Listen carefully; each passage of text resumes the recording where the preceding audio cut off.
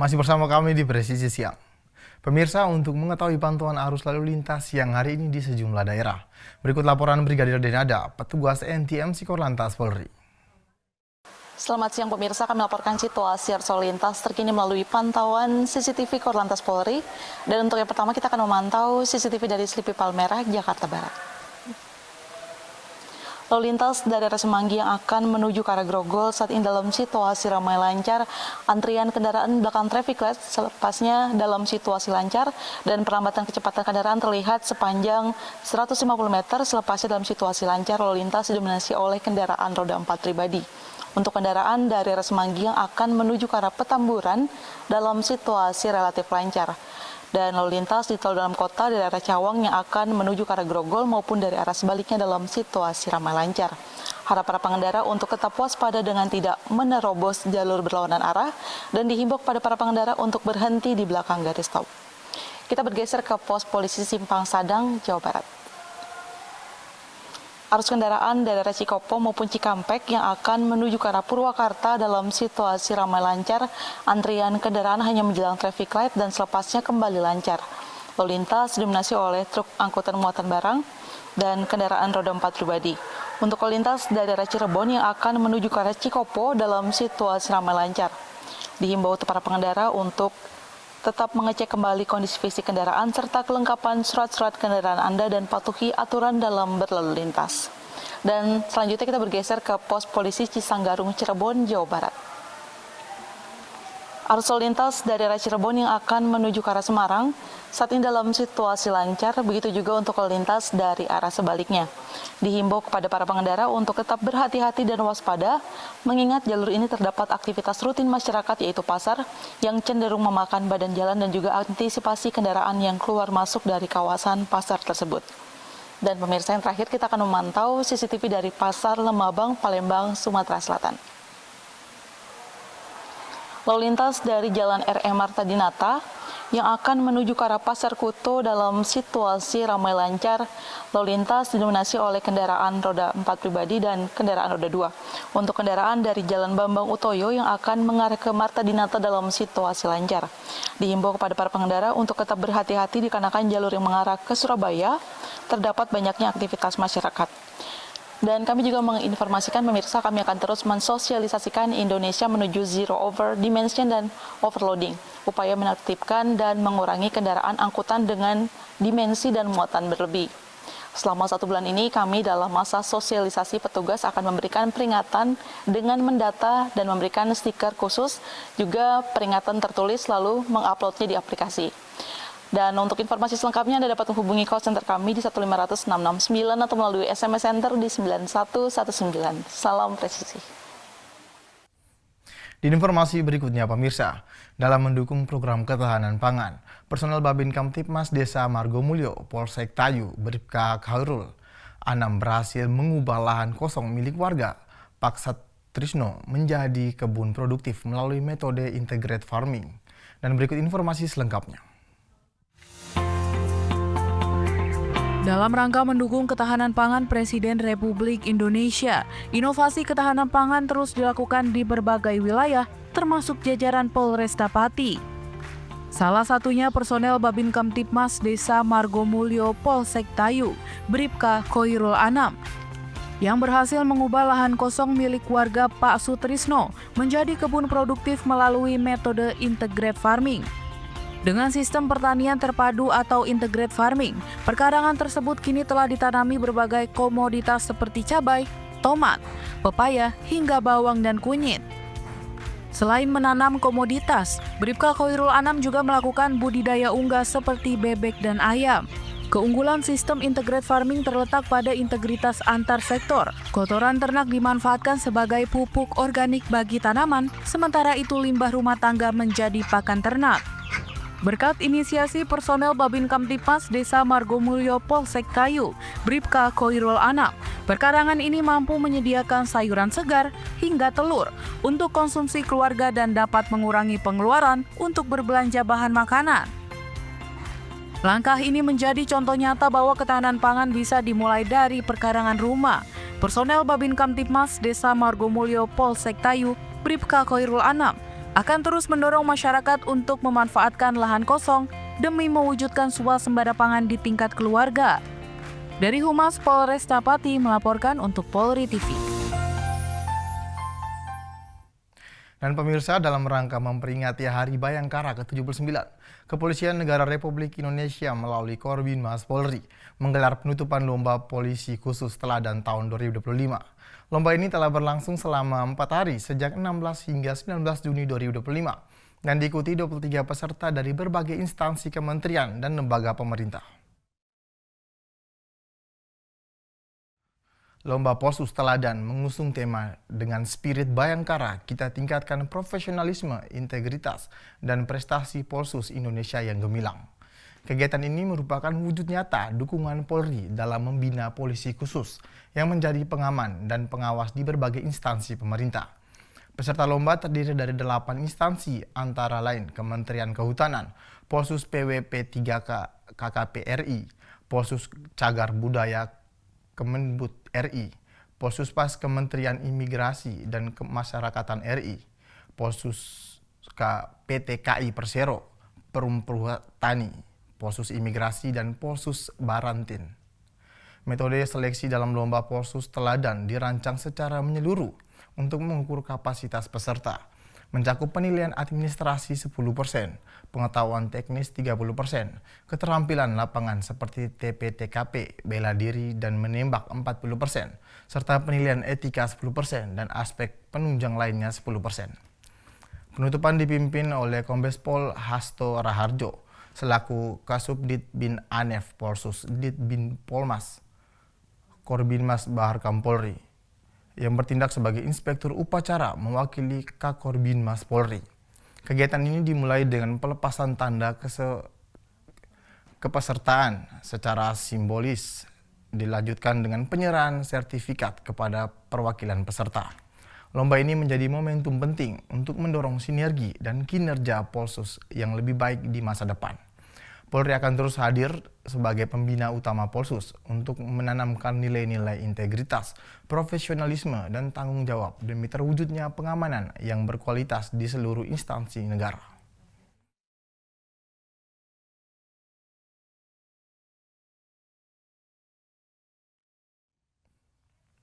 Guna mengetahui secara langsung rangkaian penutupan lomba polisi khusus teladan tahun 2025 dalam rangka Hari Bayangkara ke-79, kami telah terhubung dengan reporter Polri TV Aisyah Baharsya dan juru kamera Sugeng Priyatno. Selamat siang Aisyah. Bagaimana rangkaian upacara penutupan di sana? Iya Nuldi, selamat siang dan pemirsa Polri TV di rumah melaporkan langsung dari Sepoluan Lemdikat Polri Jakarta Selatan. Kepolisian Negara Republik Indonesia melalui Korbinmas Baharkam Polri baru saja melaksanakan upacara penutupan Lomba Polisi Khusus Teladan tahun 2025 yang telah berlangsung perlombaannya dari mulai tanggal 16 Juni hingga 19 Juni 2025 ini. Dan sebanyak 23 peserta ini berasal dari berbagai instansi kementerian dan lembaga pemerintah telah mengikuti perlombaan hingga upacara penutupan ini. Kemudian mereka juga mengikuti berbagai perlombaan meliputi pertama yaitu tes wawasan umum, kemudian juga tes TP-TKP, tes menembak hingga tes bela diri. Dan mengusung tema perlombaan ini yaitu dengan spirit Bayangkara, kita tingkatkan profesionalisme, integritas, dan prestasi Polsus Indonesia yang gemilang. Dalam momentum pelaksanaan upacara penutupan ini, bertindak sebagai inspektur upacara yaitu Kombes Pol Hasto Raharjo selaku Kasubdit Binane Polsus Dit Bin Potmas Korbinmas Baharkam Polri yang mewakili Kakorbinmas Polri. Kemudian juga rangkaian upacara penutupan lomba ini dimulai dari pelepasan tanda kepesertaan secara simbolis tentunya oleh inspektur upacara yaitu Kombes Pol Hasto Raharjo. Kemudian dilanjut dengan penyerahan sertifikat secara simbolis oleh inspektur upacara kepada perwakilan peserta. Dan tentunya dilanjut dengan pembacaan amanat dari Kakorbinmas Baharkam Polri tentunya yang dibacakan oleh Inspektur Upacara yaitu Kombes Pol Hasto Raharjo, di mana dalam amanatnya Kakor Binmas menegaskan dan menyampaikan apresiasi serta rasa syukur bahwa perlombaan polisi khusus tahun 2025 telah terselenggara dengan baik dan lancar serta diikuti oleh berbagai instansi pemerintah yang telah berkontribusi dalam membantu tugas-tugas kepolisian. Kemudian juga Kakor Binmas menyampaikan apresiasinya kepada seluruh jajaran polisi khusus, tentunya yang dinilai telah menjalankan tugas dengan baik dan bertanggung jawab penuh serta membawa nama baik institusi kepolisian. Naldi dan juga pemirsa, setelah menyampaikan amanat, kegiatan upacara penutupan dilanjut dengan penyerahan cindera mata oleh Inspektur Upacara kepada perwakilan dari pihak Sepolwan Lemdikat Polri Jakarta. Tentunya Noldi dan juga pemirsa Polri TV, melalui ajang perlombaan ini Polri melalui Korbinmas Barkam Polri menegaskan sebagai pembina utama dalam membina polisi khusus. Tentunya untuk membentuk personel yang profesional, berintegritas, dan berprestasi. Dan dengan semangat Bayangkara, tentunya Polri terus menjadi motor penggerak lahirnya polisi unggul yang siap menjaga ketertiban di instansi masing-masing dan menjadi teladan di tengah masyarakat. Hal ini selaras tentunya dengan semangat Bayangkara yang sesaat lagi atau nantinya pada tanggal 1 Juli 2025, Polri telah memasuki di usia 79 tahun, telah mengabdi kepada masyarakat, bangsa, dan juga negara. Demikian Noldi, kembali ke Anda di studio. Terima kasih reporter Polri TV Aisyah Barsya dan juru kamera Sugeng Priyatno. Atas laporan Anda, selamat siang dan selamat kembali bertugas. Dan pemirsa, Ketua Umum Bayangkari Nyonya Juliati Sigit Prabowo memimpin kegiatan Bayangkari Peduli di Kabupaten Sorong, Papua Barat Daya. Kegiatan Bayangkari Peduli kali ini diselenggarakan dengan memberikan sembako, paket stunting, dan pemberian paket sekolah. Ketua Umum Bayangkari Nyonya Juliati Sigit Prabowo memberikan bantuan sosial kepada masyarakat kurang mampu di wilayah Kabupaten Sorong. Kegiatan ini merupakan bagian dari gerakan kemanusiaan yang diselenggarakan oleh Bayangkari. Program Bayangkari Peduli ini adalah bentuk perhatian terhadap kondisi sosial masyarakat, khususnya yang membutuhkan. Bantuan ini diharapkan dapat meringankan beban masyarakat, baik dalam memenuhi kebutuhan sehari-hari, penanganan stunting pada anak-anak, maupun dalam mendukung pendidikan. Kegiatan ini mendapat sambutan hangat dari warga yang mengapresiasi perhatian Bayangkari terhadap kebutuhan dasar masyarakat.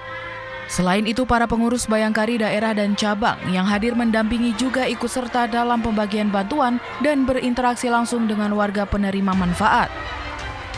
Sebagai organisasi sosial yang memiliki perhatian besar terhadap kesejahteraan masyarakat, Nyonya Juliati Sigit Prabowo memastikan Bayangkari akan terus berupaya hadir di tengah-tengah kesulitan masyarakat dengan berbagai kegiatan sosial yang bertujuan untuk meningkatkan kualitas hidup dan mendukung pemerintah dalam penanggulangan masalah sosial seperti stunting dan kesulitan ekonomi. Tim Liputan Polri TV. Sementara itu di Sumatera Selatan, pemirsa, dalam upaya memperkuat komitmen Polri terhadap keamanan dan penegakan hukum, Kapolda Sumatera Selatan Irjen Pol Andi Rian R. Jayadi secara resmi membuka latihan pra-operasi CNP Musi 2 tahun 2025 di Gedung Presisi Mapolda Sumsel pada Kamis siang. Pemirsa Polri TV, saya Bribda Serli dari Bithumas Polda Sumatera Selatan. Hari ini Polda Sumsel melaksanakan kegiatan Lat Praop CNP Musi 2025. Kegiatan dihadiri oleh Kapolda Sumsel Irjen Pol Andi Rian R. Jayadi SIK MH dan peserta yang terlibat dalam operasi CNP Musi 2025. Kegiatan dilaksanakan di Lounge Ampera lantai 7 Gedung Presisi Polda Sumsel. Berikut berita selengkapnya untuk Anda.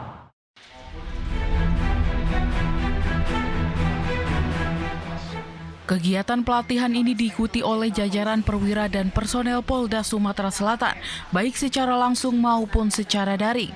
Turut hadir sejumlah pejabat utama Polda Sumatera Selatan. Kapolda Sumatera Selatan mengatakan pelatihan ini sebagai bentuk aktualisasi dari komitmen Polri dalam meningkatkan kemampuan operasional personel dalam menghadapi dinamika kejahatan yang semakin kompleks dan statis.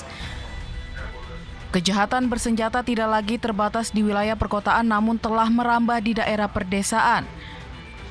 Melalui pelatihan praoperasi ini, Polda Sumatera Selatan berharap dapat membangun pola pendekatan yang komprehensif dan bersinergi antar fungsi dalam menangani kasus NP ilegal.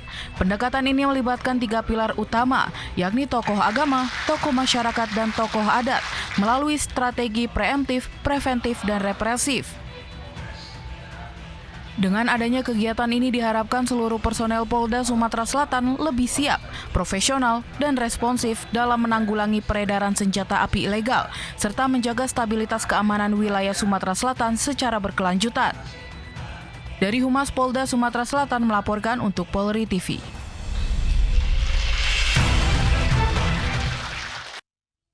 Presisi Siang akan segera kembali, tetaplah bersama kami.